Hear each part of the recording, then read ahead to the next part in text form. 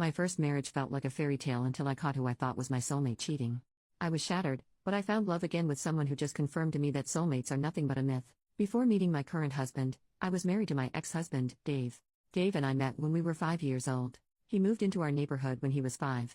He was this cute boy next door. We became inseparable. Even our parents joked that when we would be adults we would be married. Ever since I knew the concept of marriage, I was determined that I would marry Dave. We were like soulmates. We had the same interests, the same hobbies, the similar thoughts. He was my first everything.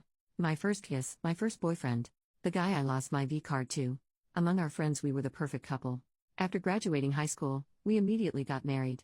I got into a good school, but I decided to study with Dave. We got married right after we finished high school. Our parents helped us find an apartment closer to our school.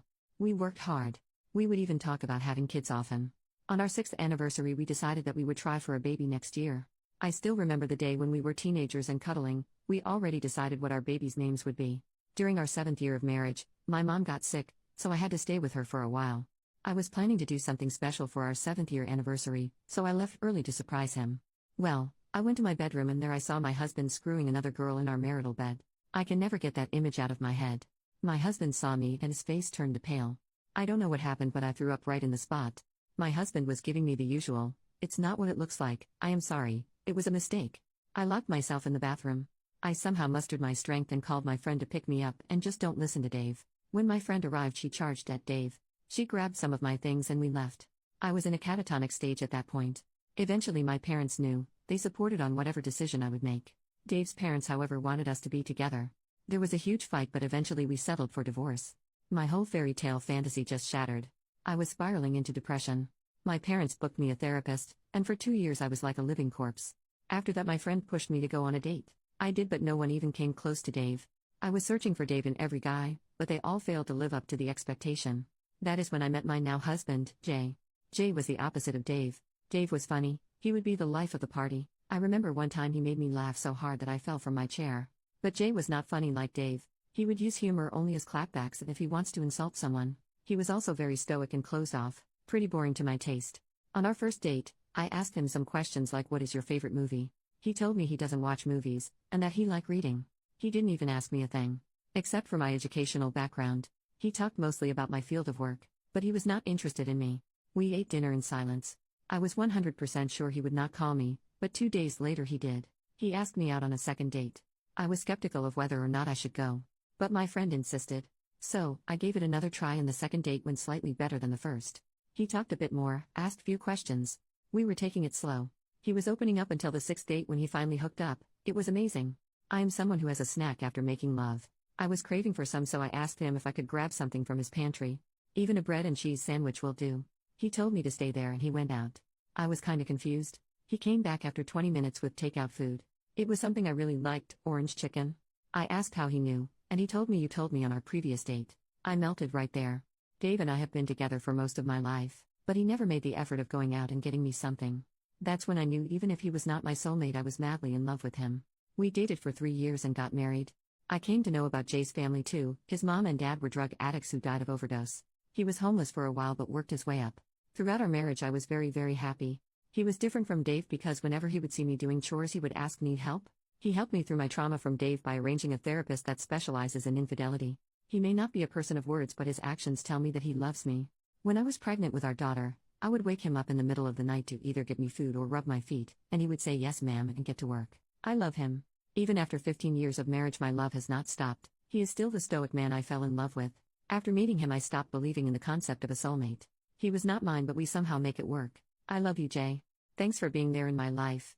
And anyone who is wondering what happened to Dave, he is getting his 3rd divorce. His mom blames me for his downfall but she refuses to see that her son cheated on his every marriage. OP makes a separate post 2 days later. I said I love you to my husband after 5 years. My husband, 47 male, and I, 46 female, have been together for 18 years and married for 15. My husband is not the type who always shows his feelings. He is very stoic, smiles on very few occasions and maintains a routine. Some even say that he is a robot. But I don't think so. I am someone who is very outgoing and completely the opposite of him. Before I was married to him, I was married to someone else who cheated on me. I used to say I love you a lot in my first marriage. But after my divorce, I had some sort of aversion to those words.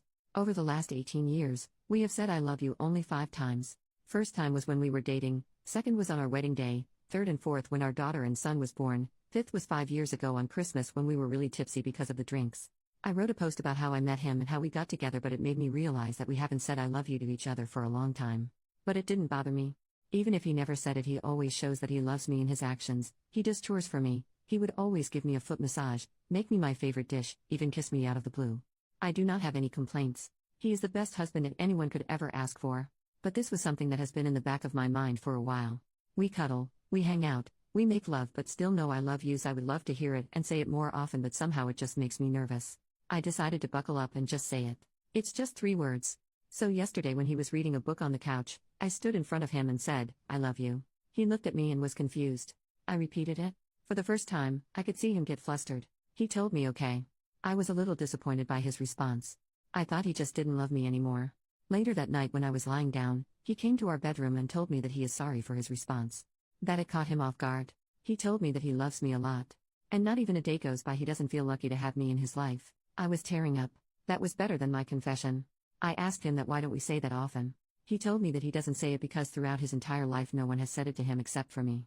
His parents were addicts who cared less for him. He had to start working since 14. He grew up in hardship, so saying I love yous are weird for him.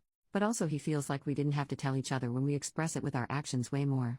I told him I want to say it more now and want him to say it back if that's okay with him. I saw him smile for a while and he said it is fine as long as I want it.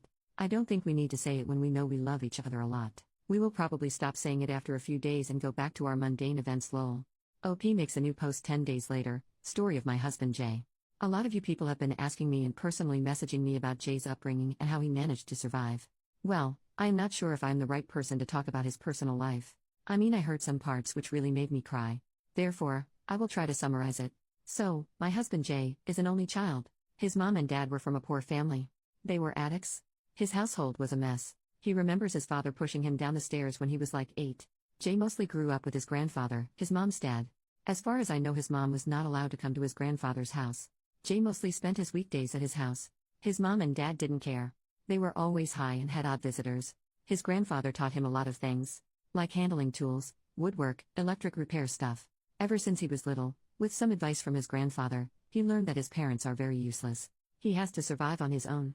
All they know is how to do to substances and invite people for having group lovemaking. He started doing odd jobs like dog sitting, car and window washing, gardening. He also tutored from time to time. Shortly after, his parents died of odd. He became a permanent resident of his grandfather's house. He worked so that he could afford to go to college. His grandfather had little money for him.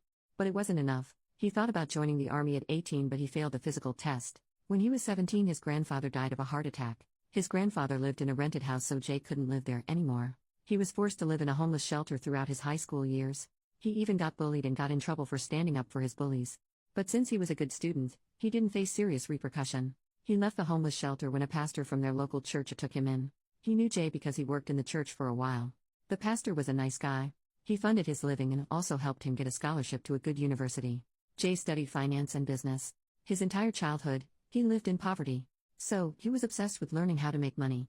He made some connections which landed him a good part-time job during his final year. I met Jay through my friend. She worked in the same company as him. He worked as an investment banker at that time. And the rest you all know. This is pretty much it. I understand why he is so stoic and doesn't show his emotions. I once asked out of curiosity that he saw the harsh reality of life, but still how does he manage to stay good? He once told me about this couple whose children he used to tutor. They were a really happy family in his eyes. The husband loved his wife. He mentioned that the husband would always have a hand on his wife's body as a form of affection.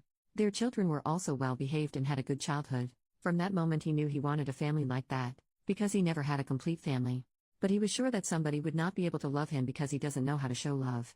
Throughout his entire childhood he has only seen his parents fight and cheat on each other in front of each other. That really destroyed his perception of love. If it wasn't for that couple, he probably wouldn't believe that there are people in this world who can love each other for life. It is a little wrong of me to say he displays no emotions. He does, but on rare occasions. I remember the day our daughter was born. Jay held her and cried loudly. He kept repeating, I will protect you. I'll never leave you. He did say I love you to both me and her. Same thing happened when our son was born. I mean, it gave me an idea to just pop out babies so that I can see his emotional face, haha. But anyways, I know he does love me and our little family. He always holds me tight whenever we are cuddling. He is really good with my parents. My parents also adore him. Sometimes, it just makes me cry knowing that he has been through a lot and I have lived such a sheltered life. Sometimes, I feel like I don't deserve him because he is very kind and a good person. Also, yeah, we do say I love you a lot more now. Final update 1 month later. I just wanted to give a big thanks to everyone for who has been kind and supportive. I cannot imagine that so many people will come through because of my post. A lot of you suggested therapy. To be honest, I did in the past, but my husband brushed it off by saying his past rarely bothers him. Thanks to people in Reddit, I suggested him some articles on PTSD and childhood trauma. He studied for a bit and found a therapist for him to help him with his trauma. He only had 2 sessions till now. Few days ago he came home from work and I went to greet him like usual. He pulled in for a big hug and started sobbing. I told him it's okay. We went to our bedroom where we sat down and talked. He told me that he was sorry for being so ice cold all these years. He opened up more and said he was afraid to confront his demons, so he just kept them back in his head. He had trouble expressing how he felt. He felt guilty that he didn't say he loves more often. I'm just paraphrasing what he told me. I love you with all my heart. I know I don't say it, but I feel it every day and every moment. I'm sorry for taking away all those years from you, for not expressing my love for you. Words cannot express what you actually mean to me. You gave me my kids, made my house a home. I never had that growing up. I always wanted that and you made it happen. I'm sorry that I was so cold and never said I love you more. Because I do. I love you a lot. I want to make it up to you. I don't want to waste another second of my life burying those emotions anymore. It feels good to see him vulnerable for the first time in his life. I cried with him that night. We talked a lot about our marriage and the times we spent.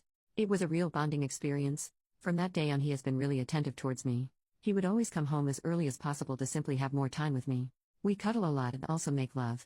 Except this time it feels new and different. Like a newfound love. He has been saying I love you to my kids. My son is confused and my daughter just said, "Dad, you are weird." He is thinking about planning a trip for just 2 of us because it has been really long since we had went on a trip alone. So thanks, Reddit. You gave me a new version of my husband and probably strengthened my marriage with him. Not that there was problems, but I hope my husband would not be so haunted by his demons now.